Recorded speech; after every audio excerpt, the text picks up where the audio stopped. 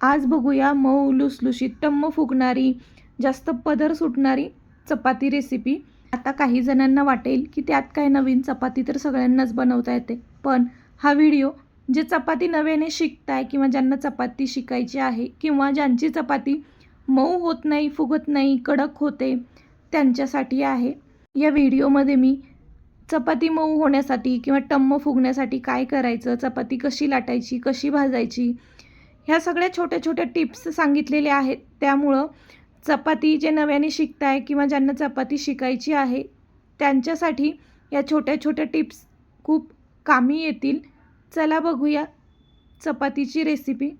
आता इथे मी मोठ्या 3 वाटी गव्हाचं पीठ घेतले, त्याच्यामध्ये चवीनुसार मीठ घातलं आणि 2 चमचे तेल घातलेलं आहे। आता हे मिक्स करून घ्यायचं। आता हे गव्हाचं पीठ मी घरच्या गिरणीवर दळलेलं आहे, त्याच्यामुळे एकदम मैद्यासारखं हे पीठ दळलेलं आहे। तुम्ही जर बाहेरच्या गिरणीहून आणलं आणि त्याच्यामध्ये चोथा आला तर चाळणीने एकदा पीठ चाळून घ्या, त्याच्यामुळं चपात्या छान मऊ होतात। घरच्या गिरणीवर दळल्यामुळं पीठ चाळून घ्यायची गरज पडली नाही, म्हणून मी पीठ चाळलं नाही। आता याच्यामध्ये थोडं थोडं पाणी घालून पीठ भिजवून घ्यायचे। पीठ पातळ करायचं नाही, पातळ पीठ भिजवलं तर चपात्या लाटतेवेळी चपात्यांचा आकार बिघडतो, चपात्या फुगत नाहीत। आणि पीठ घट्ट भिजवलं तर चपात्या एकदम कडक होतात, वातड होतात। त्याच्यामुळं छान मऊ अशी कणिक भिजवायची आहे। थोडं थोडं पाणी घालून पीठ भिजवायचं आणि बघा एकत्रित पिठाचा असा गोळा करून झाला की मग पीठ 3 ते 4 मिनिटासाठी मळून घ्यायचे। आजकाल पीठ मळण्यासाठी सुद्धा मशीन उपलब्ध आहेत मार्केटमध्ये। हाताने सुद्धा अगदी मशीनमध्ये जसं मऊ पीठ मळलं जातं तसंच पीठ मळता येतं, फक्त थोडीशी मेहनत लागते। मशीनमध्ये पीठ आपोआप मळलं जातं।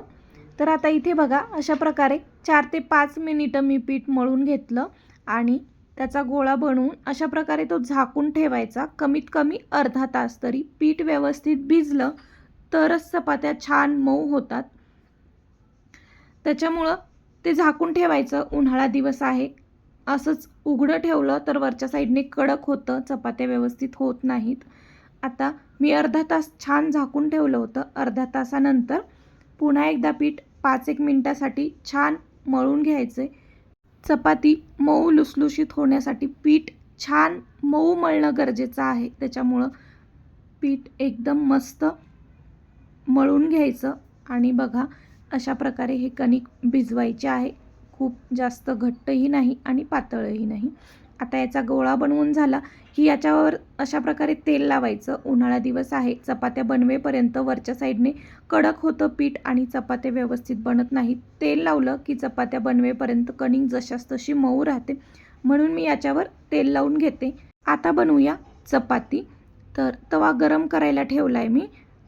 आता पिठाचा छोटा गोळा घेतला आणि अशा प्रकारे गोल करून घ्यायचा आणि गव्हाच्या कोरड्या पिठामध्ये त्याला घोळवून घ्यायचं आणि पुरी एवढं लाटून घ्यायचं आहे हे।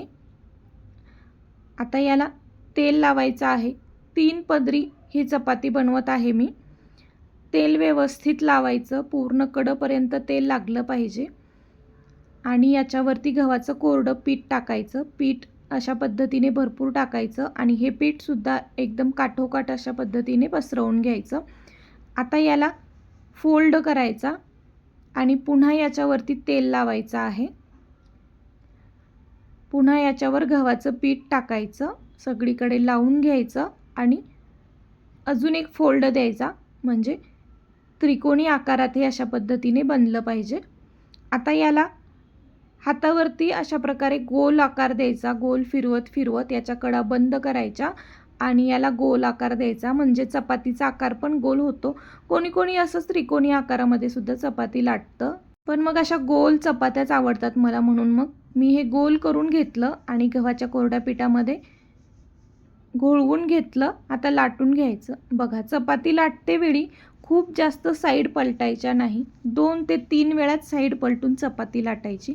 खूप वेळा जास्त साईड पलटून चपाती लाटली तर चपाती फुगत नाही, एकदम चपटी होते। आता थोडीशी लाटून झाली की वरच्या साईडने गव्हाचं पीठ लावलं आणि साईड पलटी करून चपाती लाटायची। चपाती लाटते वेळी काठाकाठाने लाटायची, मध्यभागी लाटायची नाही, नाहीतर मग चपाती मध्यभागी एकदम पातळ होते आणि काठ जाड राहतात. त्याच्यामुळं अशा प्रकारे काठाकाठाने चपाती लाटायची आणि चपाती लाटतेवेळी अगदी हलक्या हाताने लाटायची आहे.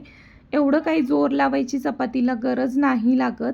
हलक्या हाताने लाटायची. लाटतेवेळी चपाती अगदी मोकळ्या हाताने लाटायची, अकडता हात घ्यायचा नाही, नाहीतर मग चपाती कमी जास्त लाटली जाते. अगदी मोकळ्या हाताने चपाती लाटायची. खूप जास्त पीठसुद्धा लावायचं नाही लाटतेवेळी, नाहीतर चपाती एकदम पांढरी पांढरी होते. भाजतेवेळी ते पीठ करपतं आणि चपाती लालसर होते. कपड्यावरही कोणी कोणी चपाती लाटतं, पुरणपोळी लाटतो त्याप्रमाणे, पण असंच लाटते मी पोळीपाटावर. तवा चांगला गरम झाला की मग चपाती टाकायची. चपाती टाकायच्या आधी थोडंसं तेल टाकायचं तव्यावर आणि मग चपाती टाकायची, म्हणजे तव्याला चिटकणार नाही. आता चपाती भाजतेवेळी गॅसची फ्लेम मीडियम टू हाय ठेवायची. लो अजिबात ठेवू नका, नाहीतर मग चपाती कडक होते खूप वेळ भाजल्यामुळं.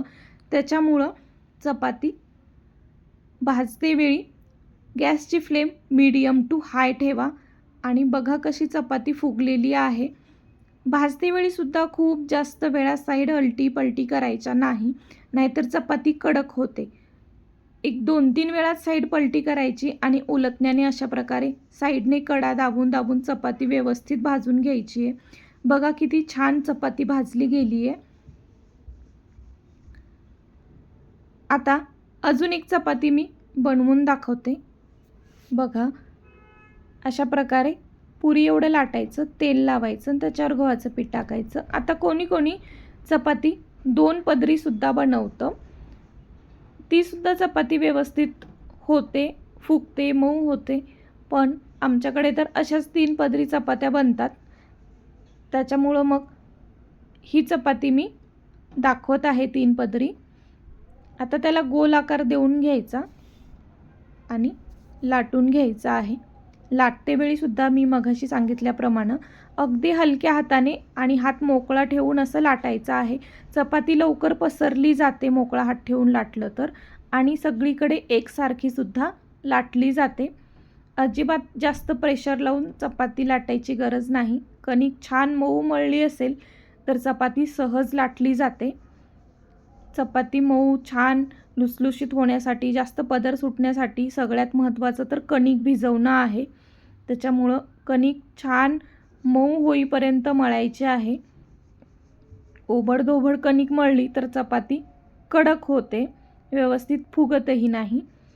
चपाती टाकायच्या आधी तव्यावर थोडंसं तेल घालायचं, चपाती चिटकणार नाही. आणि गॅसची फ्लेम मीडियम टू हाय ठेवायची आणि चपाती पटकन भाजून घ्यायची, म्हणजे कडक होणार नाही.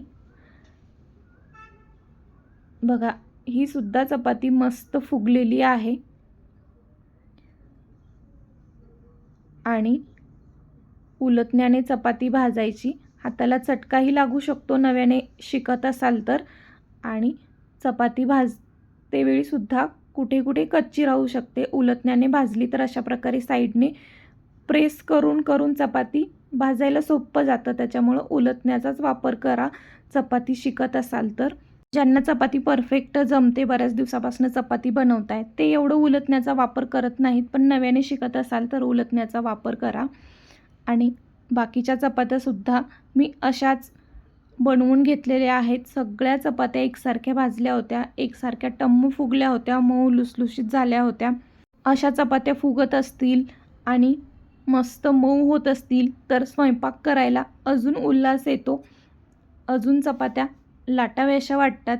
एवढ्या भारी झालेल्या आहेत चपात्या. बघा कशी चपाती फुगलेली आहे. चपाती भाजतेवेळी चपाती अगदी नाजूक असते, त्याच्यामुळं उलटणं खूप दाबून भाजलं तर चपाती फाटते, आतली वाफ बाहेर येते आणि चपातीची वाफ चटका लागण्याची शक्यता आहे. त्याच्यामुळं सावकाश भाजा चपाती.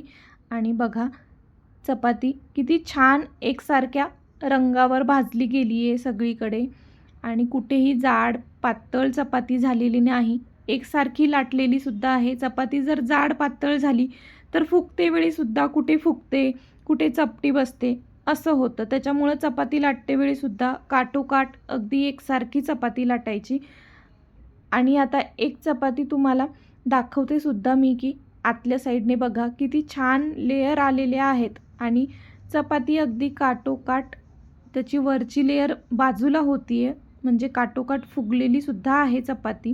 ही चपाती सकाळी बनवली तर संध्याकाळपर्यंत, दुसऱ्या दिवशी सकाळपर्यंत सुद्धा जशास तशी नरम राहते, अजिबात वातड होत नाही, कडक होत नाही आणि सुंदर अशा एक रंगावरती चपात्या भाजून तयार झालेल्या आहेत.